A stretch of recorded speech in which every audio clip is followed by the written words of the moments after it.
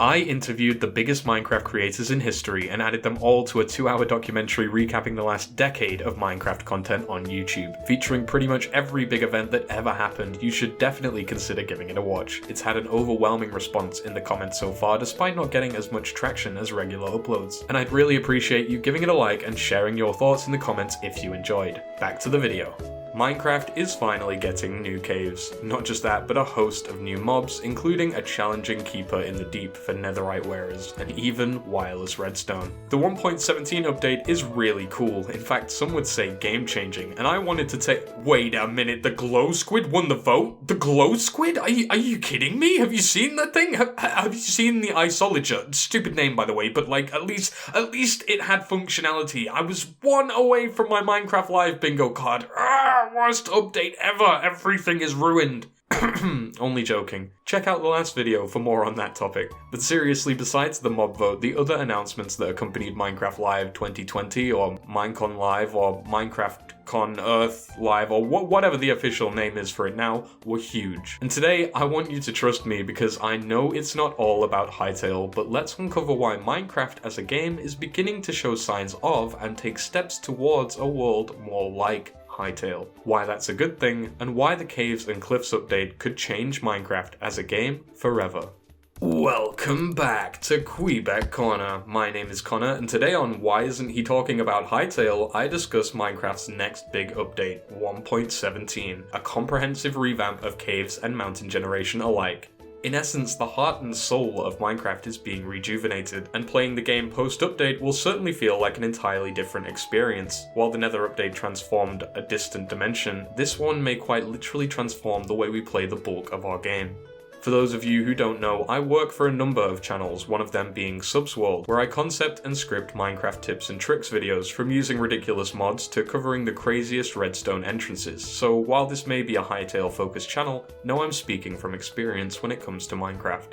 Minecraft as a game is changing. And it needs to change, because for the longest time mods have been leading the charge in big boundary pushing spectacles. When was the last time a Minecraft update felt truly original to you? The last time you saw something and thought, oh wow, a mod has never done that before. But pushing Minecraft's snail-paced feature additions to one side and giving Mojang the benefit of the doubt, the Aquatic, Village and Pillage and now Nether updates have all added some fairly substantial features. Raiding, along with a new range of foes, a complete overhaul of the underwater and nether areas of the game. It's almost like Mojang have been setting the stage for the cave update for a while now, and I would have took a long time to plan it out too if I were in their shoes.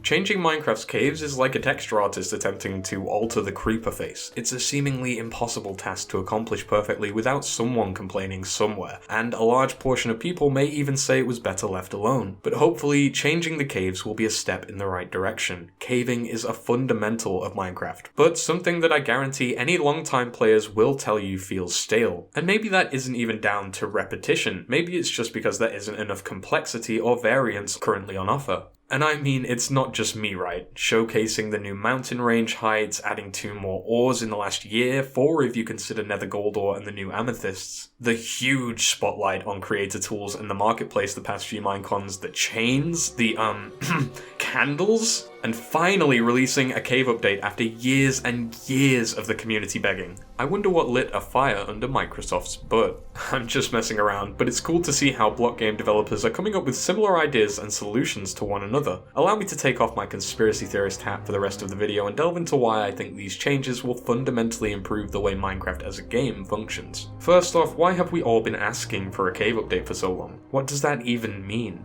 For the longest time, Minecraft's caves have been fairly static. Not that they aren't interesting as they are, but they just haven't really changed that much. Whether you're at Y level 50 or Y level 10, the gameplay style is comparatively identical. Besides rarer ore spawns and the potential for lava, the dark poses the same threat throughout all caverns, big or small, and are the same in any biome you venture between. Players have been asking for new caves since early beta, or at least full release. We've had some really neat additions like underground mine shafts and ravines were definitely a big milestone, but other than that, caves have remained, well, very samey. Alpha saw the addition of ambient noises and pools of water and lava. Beta made ores more common, and upon final release, bats, new sounds, and slightly advanced generation made caves a bit less dense and connected, as well as some extra blocks like granite, diorite, and andesite started to generate in caves. But other than a few tweaks to the generation and additions of surface level caves, they've not really been touched. Terraria is a great example and most likely going to be compared to 1.17 a fair bit in the next year. For a long time, Terraria was inspired by Minecraft, but it's almost come full circle. Terraria caves are expansive and very different from one another. There's always a unique shape to them, they're all different colours, there's many layers to the ground. Somehow in a 2D space there's still more to do and things are more interesting than in 3D. One thing I'll never forget is the first time I saw a glow-in-the-dark jellyfish in a dark Terrarian cave, a vibe that is totally possible now that glow squids have been added to Minecraft. I can't wait to learn all sorts of new mining tricks and strategies. It's certainly going to be an exciting experience. No longer will strip mining be the meta, and provides a basis for even more updates and new ores in the future. Speaking of, they also announced copper. It is used to craft a state-changing block that ages over time, an original mechanic that we haven't actually seen used before. I also suggested that there should be maybe some sort of method for preventing the aging of copper, and apparently that has since been confirmed by Lady Agnes to be in the works. But more importantly, I want to know what else copper can do. I mean, seriously, you're telling me Mojang adds a new ore into the game and it makes a decorative block? No.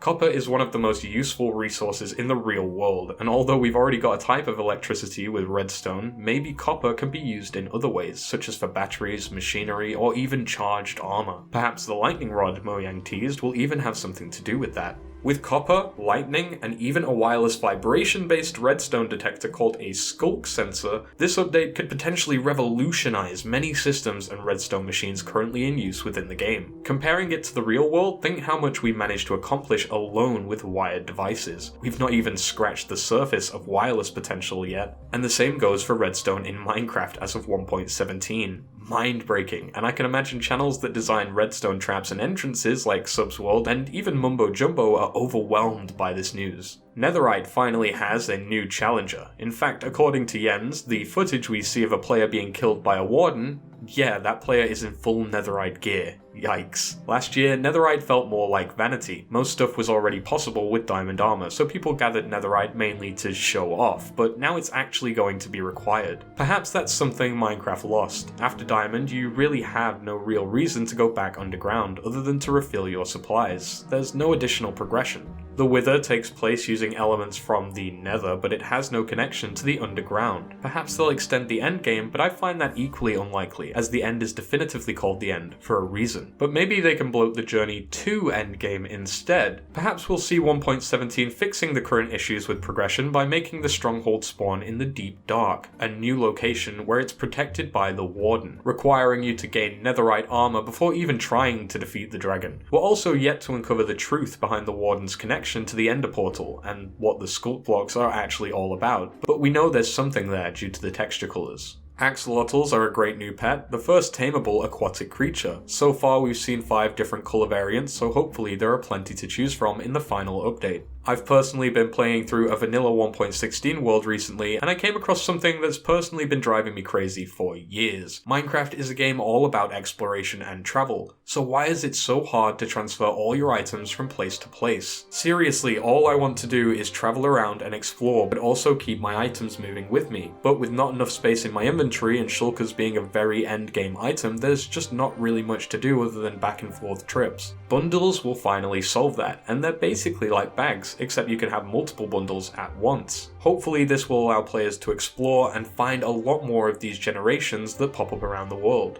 As usual, there are a few new features that haven't been fully fleshed out, at least not until we see the snapshots, and the amethyst geodes definitely have potential, but not if the only thing you can do is craft a telescope. However, before I say anything, something tells me there's a bit more to these than Mojang is letting on. Let's give them some time. Over the years, many mods and even more recently marketplace maps have attempted to add fossils and even dinosaurs to the Minecraft world. It was always fairly unlikely that Mojang were ever going to add their own, but archaeology was not only unexpected, but probably the closest we'll ever come to discovering the history of Minecraft's world so far. Archaeology provides an additional activity to participate in for a drop table of loot, kind of like fishing. It provides a new tool, and I think one of my friends described it best as saying it felt like a very education edition feature. As for the new caves, we have 4 officially revealed biomes so far: lush caves, dripstone caves, deep dark caves, and mesh caves. The latter was recently teased by Henrik on Twitter, and they appear to be maze-like crisscrossing tunnels, similar to the pattern of actual mesh. I'm hoping that in total, 1.17 will boast upwards of 8 to maybe even 10 total cave biomes, more so than the nether, but less so than the overworld's surface, a healthy middle ground. If they want to expand in future, there's always the case of raising the height limit, which Mojang could technically secretly be doing already, although it would genuinely surprise me. Again, I'll refer you to a previous video where we discussed the block height limit in more detail, but from this extended footage of the 1.17 cliff generation in progress, you can see just how radically different the landscape looks, a lot more realism in how the landmarks form.